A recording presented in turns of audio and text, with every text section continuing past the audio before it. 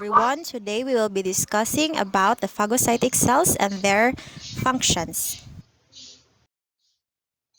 Ang success of an antibody response directed against a foreign antigen gadepend ni siya entirely sa ability of our body to trigger the complement system or to induce phagocytosis. Most of mammals, especially humans, have developed two well-defined systems of phagocytic cells: the polymorphonuclear leukocyte system and the mononuclear leukocyte system. So these two leukocyte system can engulf microorganisms and cause their intracellular death. They differ considerably in their biological characteristics. Under the polymorphonuclear cells are the granulated WBCs, the neutrophils, basophils, and eosinophils. And under the mononuclear phagocytic cells are the monocyte, which differentiate into macrophages.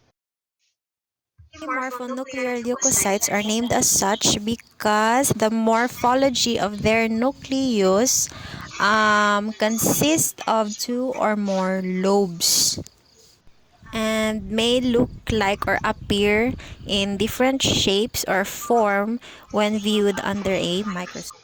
We have already discussed the morphology of these cells in our histology class. Now, these leukocytes are often called wandering cells because they constantly circulate around the vascular network and they respond to chemotactic signals. In normal conditions, PMN cells or these leukocytes and endothelial cells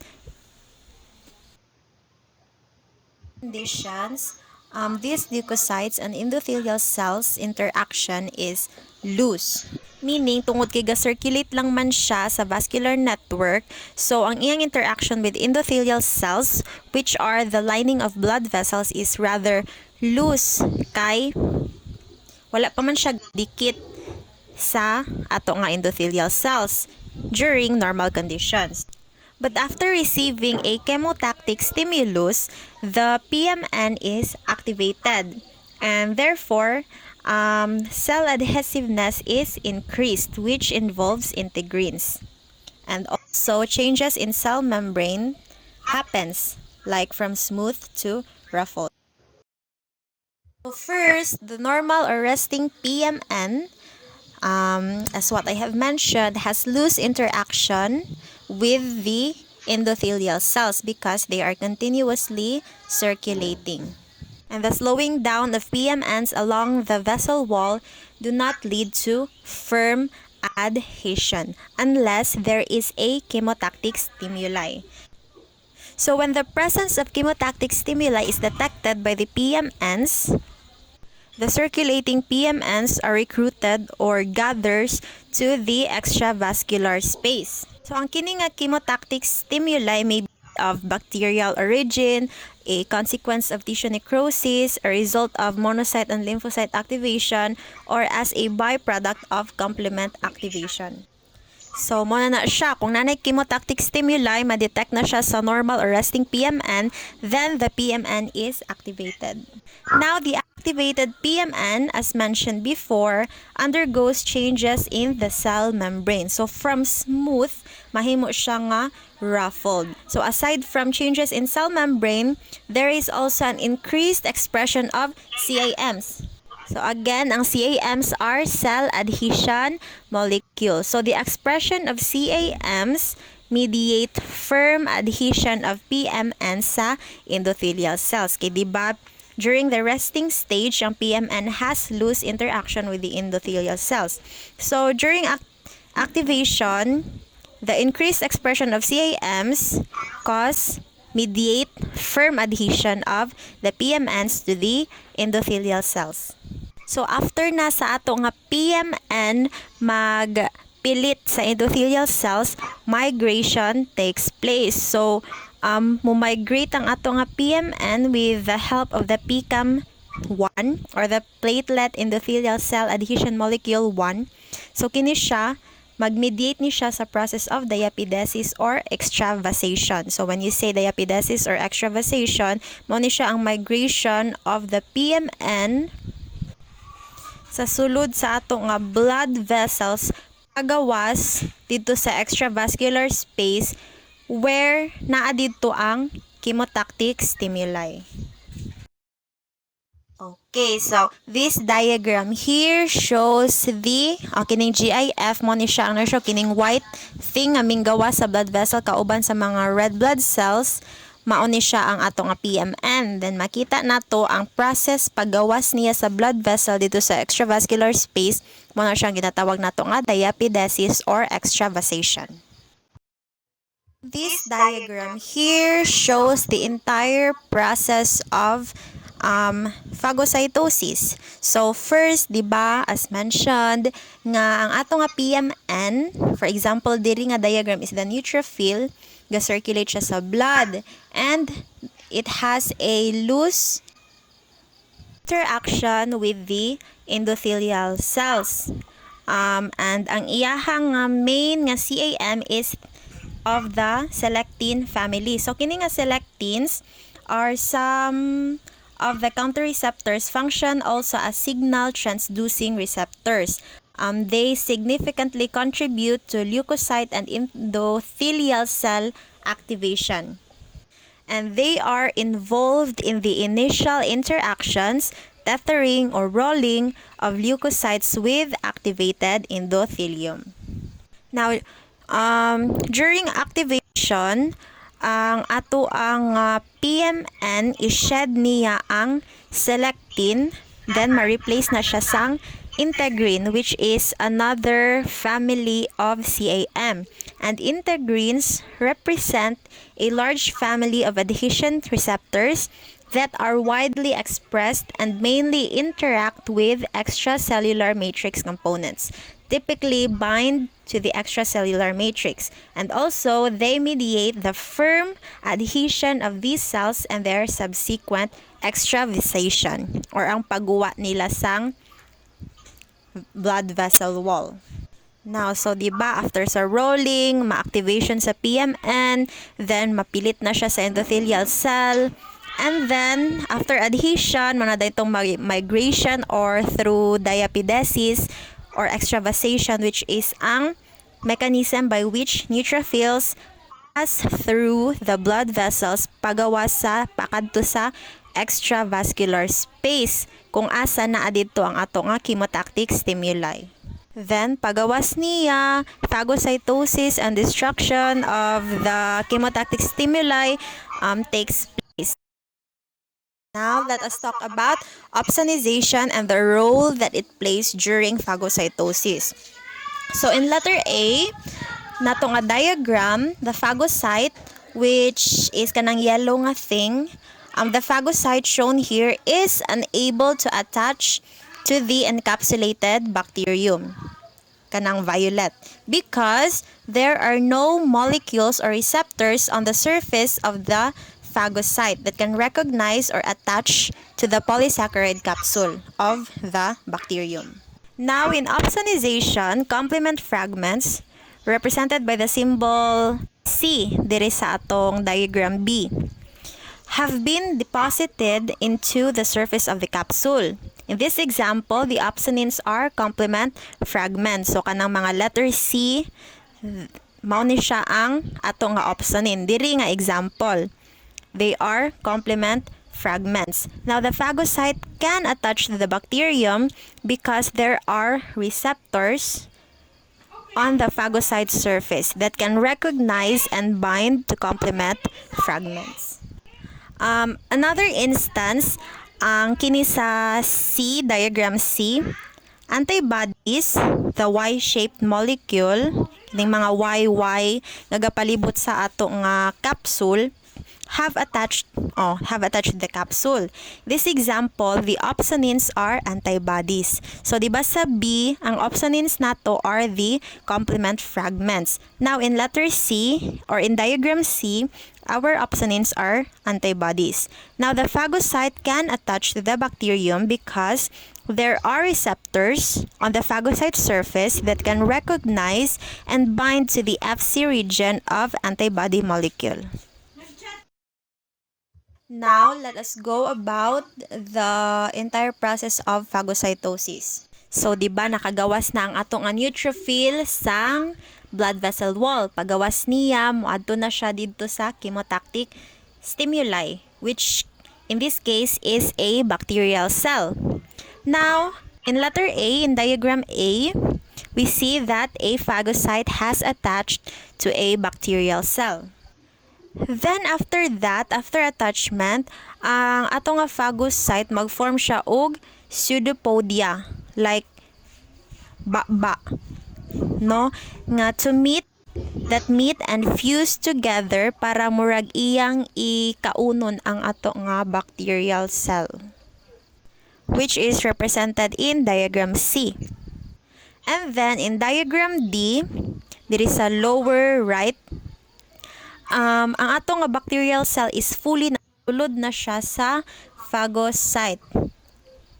So now, in letter D, ang membrane-bound structure nga containing the ingested bacterial cell is now called a phagosome.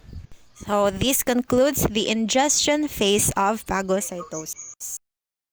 The ingestion phase, digestion phase takes place. So in diagram A, lysosome, and we already know the function of lysosome and what it consists of. So, di ba ang lysosome may ara siya digestive enzymes. So, ang lysosome iyang i-approach ang ato nga phagosome. In diagram B, makita nato nga ang lysosome mo fuse siya with the phagosome membrane. Now, in diagram C, lower left, the lysosome, di ba, nag-fuse na siya sa ato nga phagosome. Then, after fusion, makabuo na sila og a single membrane-bound vesicle. And now, ang tawag na yung ani nga membrane-bound vesicle is phagolysosome. So, from phagocyte to phagosome to phagolysosome after fusion sang phagosome and lysosome. And then, in diagram D, i-release na dayon sang lysosome ang iyahang digestive enzymes. And then, the bacterial cell is digested within sulod sa phagolysosome. Respiratory burst. Mao ni siya ang most significant killing mechanism of phagocytic cells from the bactericidal point of view. So, kining respiratory burst or the superoxide generating system is activated by or primarily by opsonization. Pero, it can also be activated by a variety of PMN activating stimuli or chemotactic stimuli ranging from F-methionine to C5A. So, during activation, tungod ani nga activating stimuli, induction of a key enzymatic activity happens. So, NADPH oxidase. So, a molecular complex located sa cell membrane siya responsible for the transfer of single electron from NADPH to oxygen, generating superoxide. That is why we call this the superoxide generating system. Now, in a resting cell, the superoxide complex is inactive and its components are not associated.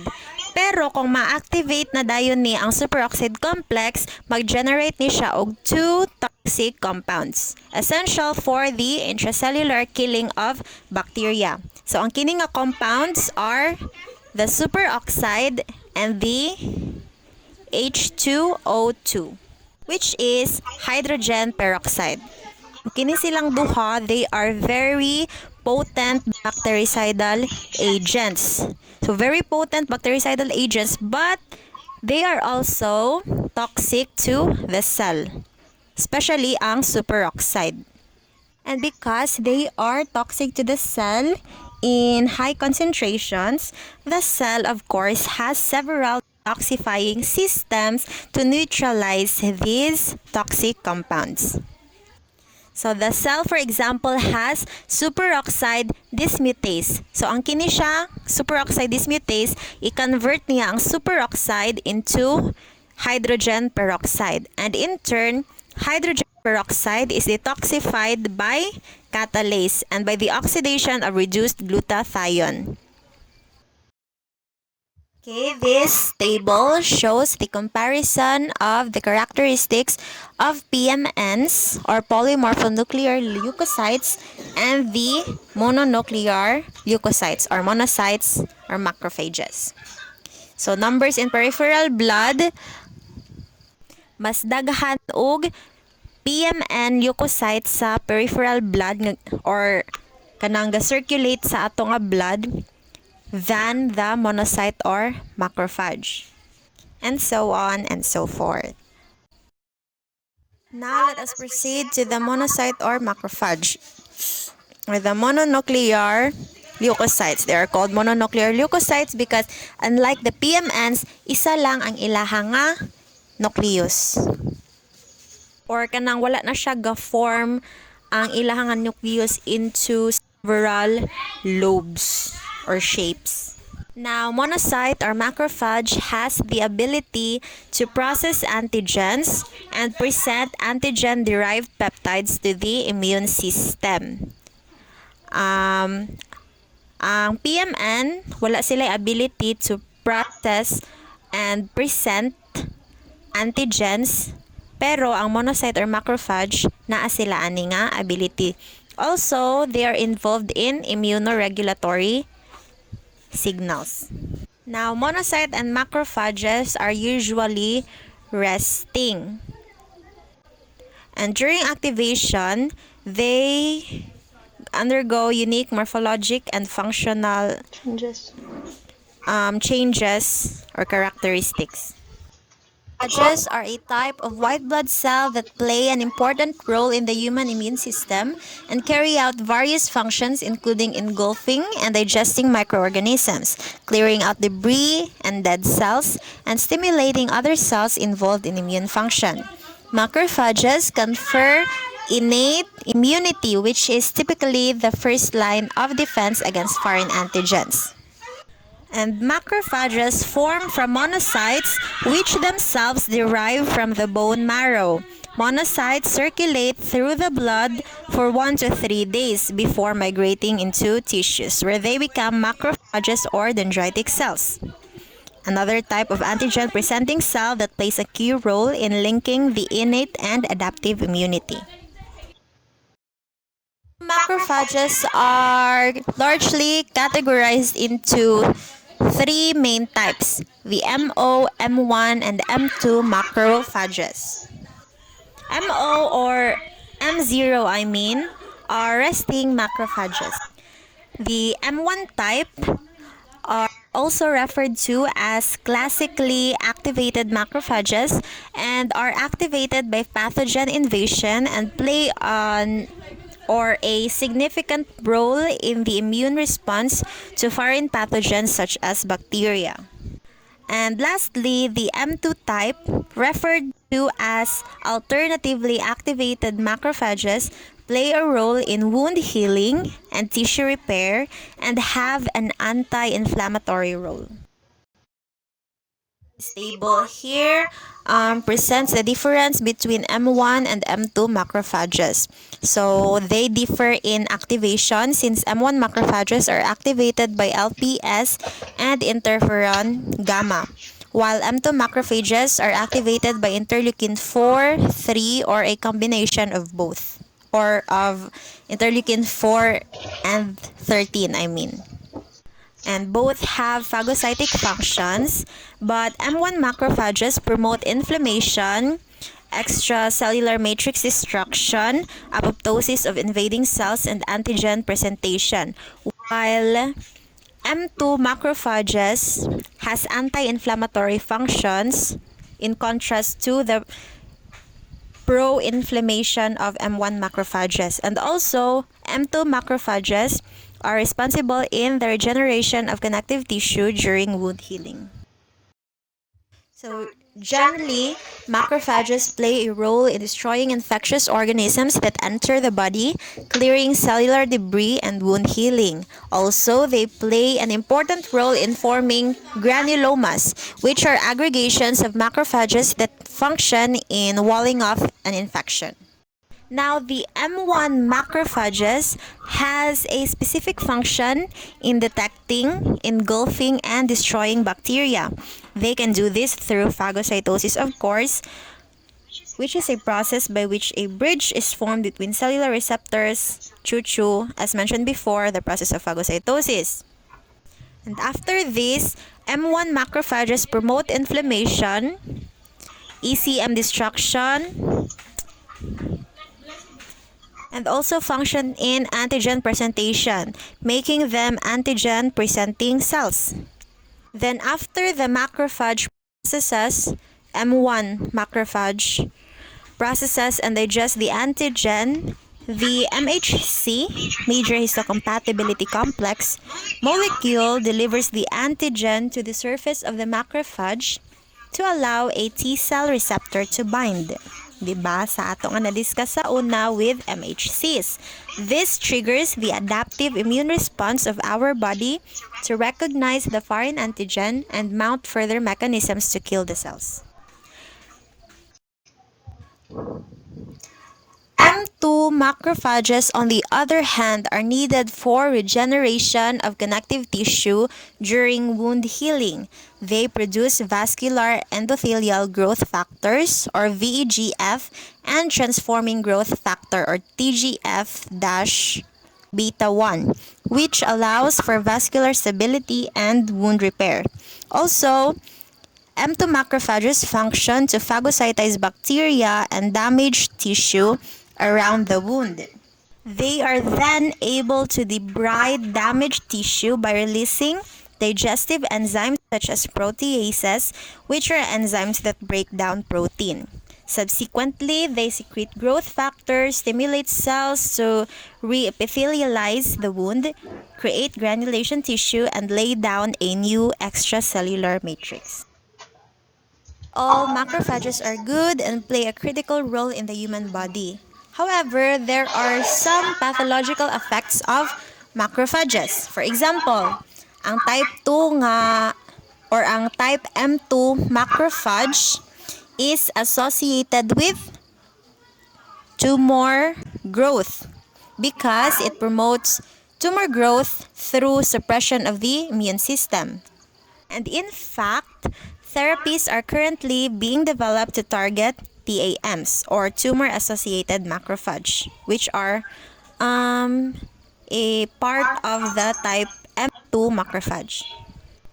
Additionally, both M1 and M2 macrophage populations play a role in promotion of atherosclerosis. M1 macrophages cause inflammation of the vessels, whereas M2 macrophages remove cholesterol from blood vessels, which then become oxidized and transformed into atheromatous plaques. And ultimately, hypertension and cardiovascular disease can be consequences of this process.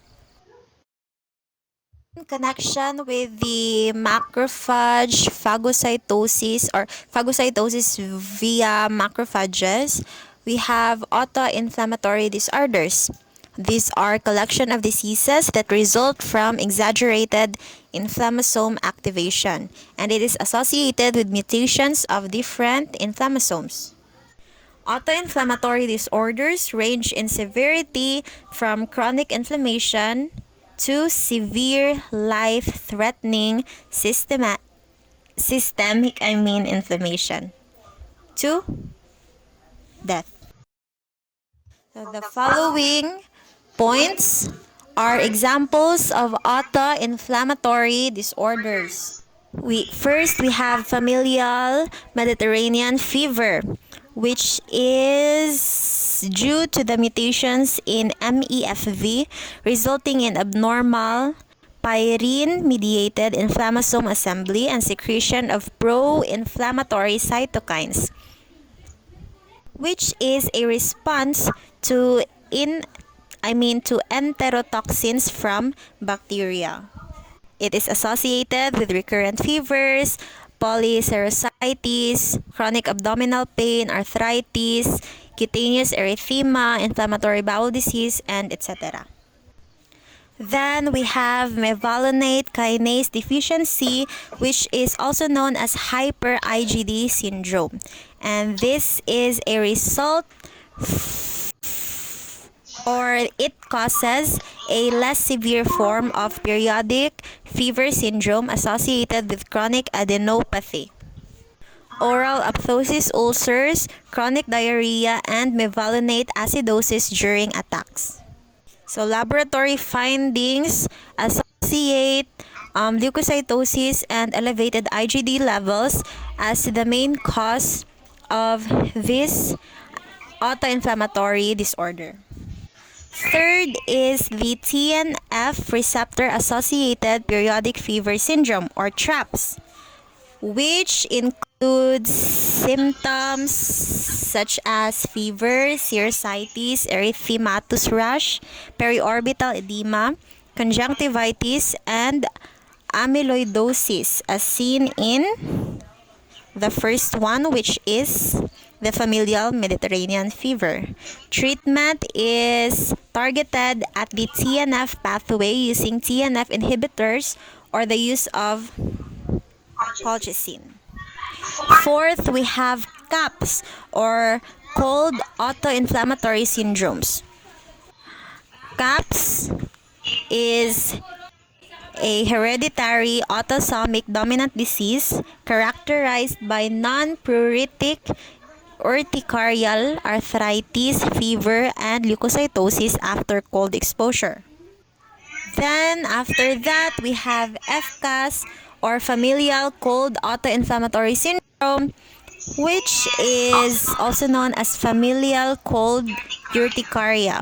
It is a mild form of CAPS, typically triggered by also cold exposure and characterized by febrile urticarial rash with headache, arthralgia, and occasionally conjunctivitis.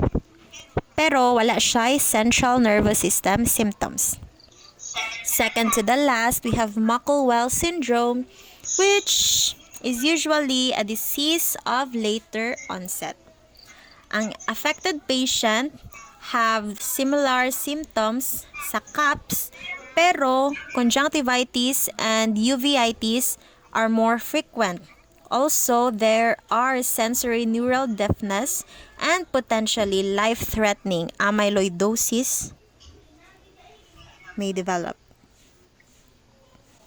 Lastly, we have the neonatal onset multisystem inflammatory disease or NOMID, which is a severe form of these diseases characterized by neonatal onset rash, continuous fevers, inflammation, aseptic meningitis, deforming arthropathy, sensorineural hearing loss, and visual loss. Now, this is what happens. This diagram shows what happens during a tissue injury or the introduction of bacteria via tissue injury. So first, natin tissue injury, which triggers an inflammatory response. After this tissue injury, vasodilation takes place, and vasodilation is the increased blood flow to injured area, providing increased delivery of plasma proteins, neutrophils, and other phagocytes. Then, after vasodilation, we have an increased permeability. Then, immigration of leukocytes through extravasation or diapidesis as previously explained.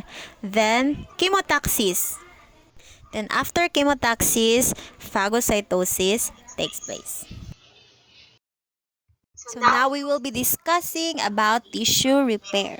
So first, 'di ba ang macrophages dili lang man bacteria ang ilaha nga ginaphagocytize, they also eat dead cells or dying cells, which makes room for new cells. Then, di ba, as previously explained, na ay two types of macrophages. Then, so ang M2 nga macrophage, mag-release siya og growth factors. Then, kini nga growth factors, induces the formation of new blood vessels or angiogenesis. Then, after angiogenesis or when naanay na form nga mga bag-o nga blood vessels, ang fibroblasts appear and synthesize collagen. So kini siya guys nga kini nga new blood vessel nga formation in angiogenesis is temporary lang ni siya. Then maulian lang ni siya if mild damage, then mobalik lang sa healthy state ang tissue. However, if ang damage is severe, then instead of going back to the healthy state, ang tissue will develop a non-functional fibrous scar. So before ending this report, I would also like to tackle the granulation, especially in mast cells. Diba? Since mast cells are a form of polymorphonuclear cells, however, they are not very active in phagocytic activity. They function more in the granulation.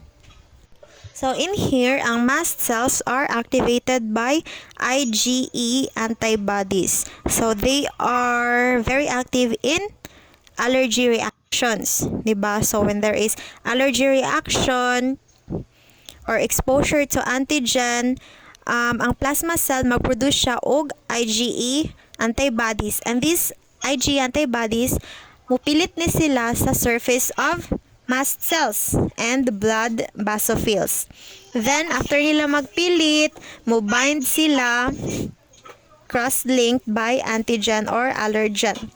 Then, finally, ang sensitized mast cells are activated and then they are stimulated para mag-release og granules which contains histamine, leukotrienes, prostaglandins, and other potent chemical mediators. And after ma-release ni nga mga molecules, that is, mag-result na dayon siya sang allergic response. And that is why we take antihistamines para ma-prevent ni siya nga